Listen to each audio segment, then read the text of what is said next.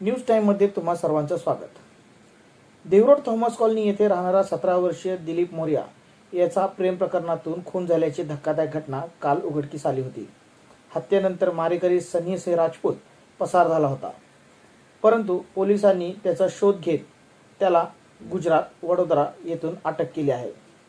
Unit 5 crime branch यांच्या संयुक्त पथकाने गुजरात येथून त्यास ताब्यात घेतले आहे। एकीकडे पोलिसांनी क्रूर सनीच्या हातात बेड्या ठोकल्या आहेत, तर दुसरीकडे जगाचा निरोप घेतलेला दिलीप मोरिया आणि त्याच्यामुळे हळहळ करणारे आई वडील, नातेवाईक आणि शोकाकुल परिसरातील रहिवासी। खरं तर त्याच्या प्रेमाचा द एंड अशा प्रकारे होईल हे कदाचित त्यालाही माहीत नसेल। दिलीप घरच्यांना सोडून गेला, फक्त त्याच्या आठवणी त्यांना देऊन गेला। पोलिसांनी ही कारवाई कशा पद्धतीने केली याची माहिती आपल्याला देत आहेत पोलीस निरीक्षक विक्रम बनसोडे। दिनांक 11/6/2025 रोजी रात्री 10:30 वाजताच्या दरम्यान इसमने सनी सिंग राजपूत याने दिलीप मोरिया यास मामुडी जंगलात येथे बोलून त्याने तू माझ्या मैत्रीमध्ये तुझे कसं काय प्रेम आहे, तू तिच्याशी काय बोलतोस या रागातून त्याला बोलून घेतलं होतं। त्या दोघांची हातापाई झाली, त्यामुळे दिलीप मोर्याने त्याचा चुलत भाऊ अरुण मोर्याला तिथं जंगलात बोलून घेतलं।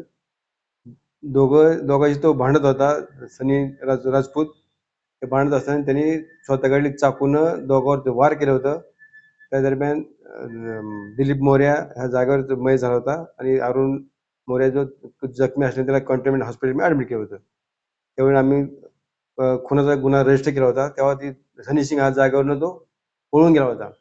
आमचे गुन्हे शाखेचे PI संतोष पाटील, PSI राहुल कोळी, तसेच आमच्या डिटेक्शन पथकाचे API शेख विराट व पथक यांनी त्याचा आरोपीचा माग काढून त्याची माहिती घेता तो गुजरात राज्यात पळून गेल्याची माहिती भेटली। तात्काळ आम्ही वरिष्ठाची विचारणा करून आदेश प्राप्त करून त्वरित टीम गुजरातला रवाना केल्या जातात।